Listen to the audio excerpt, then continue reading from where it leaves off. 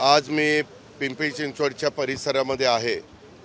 हर्डीकरांच्याकडे सध्या मेट्रोचा तो मेट्रोची जबाबदारी आहे, परंतु ॲडिशनल चार्ज PCMCचा दिलेला आहे, कारण PCMCचे कमिशनरांना कुंभमेळ्याच्या करता नाशिकला ट्रान्सफर करण्यात आलेली आहे.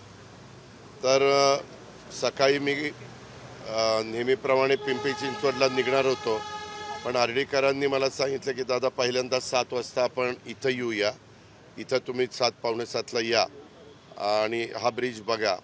अशाच पद्धतीचं दुसऱ्याही ब्रिजचं काम चाललेलं आहे आणि जर कोणी अधिकारी चांगलं काम करत असतील तर आम्ही पण ते पाहिलं पाहिजे, चांगल्या कामाचं कौतुक पण केलं पाहिजे. आता येताना ब्रिजवरनं बरेचशा आमच्या नागरिक भेटले, त्यात महिला होते, त्यात पुरुष होते. त्यांनी त्यांच्या काही गोष्टीचं त्यांनी कौतुक केलं. ब्रिज खूप सुंदर झाला आहे, जायला यायला सोयीचं झालं आहे. बोलता बोलता आपण पलीकडे पेठेत कधी गेलो ते कळत नाही, पेठेतनं जंगली महाराज रोडला आलेलं कधी कळत नाही, अशा प्रकारे. परंतु नदीचा भाग हा अधिक चांगला करावा. थोडंसं भटक्या कुत्र्यांच्याबद्दल त्यांनी तक्रारी केल्या, संभाजी पार्कच्या अस्वच्छतेच्याबद्दलच्या तक्रारी केल्या. शेवटी काय होतं, नुसतं मंत्रालयामध्ये बसून ह्या गोष्टी समजत नाही. कधी अशा पद्धतीनं राऊंड मारले तरी आपल्यालाही स्वतःला पाहता येतं आणि नक्की नागरिकांचे काय प्रश्न आहेत ते प्रश्न, त्यांची अपेक्षा असते की आम्ही ज्यावेळेस लोकप्रतिनिधी म्हणून काम करत असतो त्यावेळेस आमचे प्रश्न सुटले पाहिजेत आणि त्यांची अपेक्षा ही बरोबर आहे, त्याच्यात दुमत असण्याचं काही कारण नाही. त्याच्यामुळं काहींचं त्यांनी कौतुक केलं, पण काही चांगल्या सूचना देखील केल्या. कुठं काहींनी सांगितलं की थोडंसं आम्हाला ओपन जिमच्या करता किंवा लहान मुलींना खेळण्याच्या करता अशा काही स्पॉट डेव्हलप झाले तर खूप चांगलं होईल. आणि मला बारीक बघण्याची सवय आहे, त्याच्यामुळे मला जे काही जाणवलं ते पण मी हर्डीकर आणि त्यांच्या टीमला लक्षात आणून दिलं. तर त्यांनी सांगितलं की पुढच्या ज्यावेळेस आम्ही दुसऱ्याही ब्रिजचं काम चालू आहे ते साधारण डिसेंबर एंडपर्यंत होईल. ते पूर्ण झाल्यानंतर तिथं शहरातल्या ज्या काही किरकोळ त्रुटी आहेत त्या तिथं दुरुस्त करायचा निर्णय घेतला गेलेला आहे.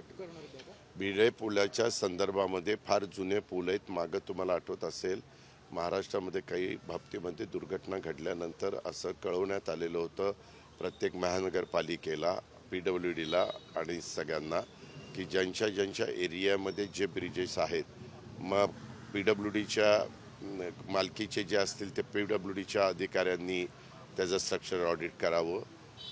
जिथं कॉर्पोरेशन असेल तिथं कॉर्पोरेशनच्या कमिशनरांनी त्याचं स्ट्रक्चर ऑडिट करून घ्यावं. कारण आपल्याला माहिती आहे हे आता ब्रिजेस इतके उंच केलेले आहेत की किती नदीला पाणी आलं तरी लोकांना कुठल्याच पाण्याचा त्रास होणार नाही, याबद्दलची काळजी हर्डीकर आणि त्यांच्या सगळ्या टीमनी घेतलेली आहे. आणि त्यावेळेस मी विचारलं, कारण मागच्या ट्रिपला मी खडकवासल्याच्या खालचा ब्रिज आहे तिथून ते खालचे फोटो पण माझ्याकडे आहेत, त्याची जरा दुरावस्था झालेली आहे, तर तिथं काय आपण दुसरा पर्याय करू शकतो याबद्दलची चर्चा झाली. कारण तोही पूल फार महत्त्वाचा आहे, कारण तिकडं आपले खडकवासल्याची चौपाटी आहे, त्या चौपाटीला इकडनं नांदेड सिटीच्या ह्या बाजूनी लोक जात असतात. तर तिथं त्यांना त्याचं प्लॅन इस्टिमेट करायला सांगितलेलं आहे. ते म्हणले आम्हाला जलसंपदाची जागा लागेल. जलसंपदाच्या संदर्भात गुणालेंशी बोलणं झालेलं आहे, ED MKVDC, पण मला त्याच्याबद्दल विखे पाटील साहेबांशी पण बोलावं लागेल. मी त्यांच्याशी बोलणार आहे एकदा एक्झॅक्ट किती जागा लागते. कारण गव्हर्मेंटच्या एखाद्या कामाला, म्हणजे नागरिकांचं काम म्हणजे सरकारीच काम असल्यासारखं आहे, त्या सार्वजनिक कामाला सरकारी कुठली जागा लागली तर अडचण येत नाही, खाजगी जागा असेल तर ॲक्वायर करण्याचा प्रश्न येतो. दादा, स्थानिक स्वराज्य संस्थांच्या निवडणुकाची तयारी सुरू झाली आहे. काल महाविकास आघाडीचं शिष्टमंडळ मुख्य निवडणूक ठीक आहे, त्याच्याबद्दल काल माझी चर्चा झाली. काल मी प्रेसला भेटलं, त्याच्याबद्दल उत्तर दिलेलं आहे. प्रत्येकाचा अधिकार आहे कुणाला भेटावं कुणाला न भेटावं. डेमोक्रेसीमध्ये, लोकशाहीमध्ये ह्या गोष्टी चालतात आणि जिथं कुठं कंप्लेंट करायची असते ते कंप्लेंट करतात. ज्यांच्यावर जबाबदारी असते त्यांनी त्या कंप्लेंटची नोंद घ्यायची असते आणि त्याच्यातनं पारदर्शक निवडणुका होण्याच्या दृष्टिकोनातनं कुणाच्या शंका कुशंका काही विधायक सूचना असतील तर त्यांना जर योग्य वाटलं म्हणजे निवडणूक आयोगाला किंवा निवडणूक प्रमुखांना की हे योग्य वाटतं तर त्यांनी त्याच्यात लक्ष घातलं पाहिजे, कारण त्यांना स्वायत्तता आपण दिलेली आहे. त्या प्रकारे ते काल भेटलेले आहेत. मला माहिती मिळाली की आज पण ते काहींना भेटणार आहे. धन्यवाद. पुण्यातील वाहतूक कोंडी आता isakal.com आहे देशातील नंबर 1 ची मराठी न्यूज वेबसाईट. प्रत्येक अपडेटसाठी isakal.com ला नक्की भेट द्या.